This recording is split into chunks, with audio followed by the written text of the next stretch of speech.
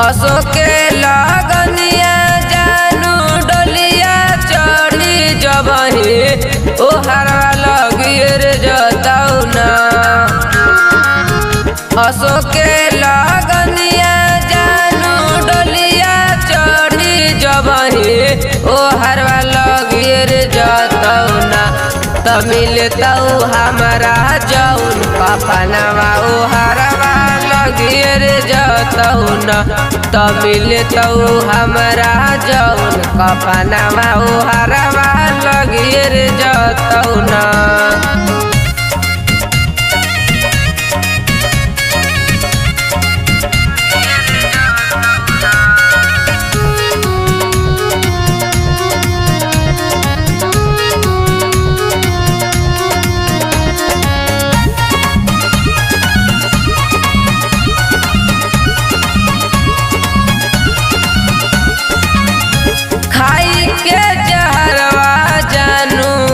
हम मर जबौ तोहरा से दूर ना एको पल रह पबौ।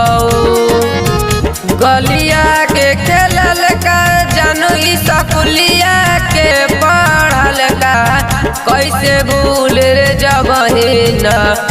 मिलतौ हमारा जौन कफनवा ओ हरवा लगिर जतौ ना। मिलतौ हमारा जौन कफनवा ओ हरवा लगिर जतौ ना।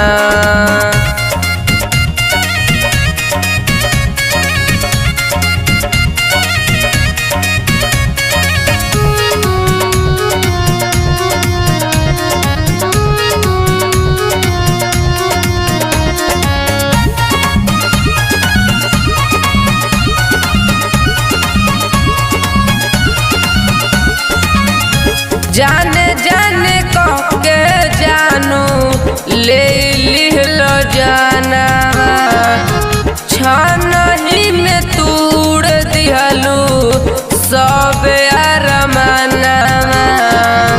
रीते से भइले कवन बोल कसुरवा छन में भूल रे जबहू ना।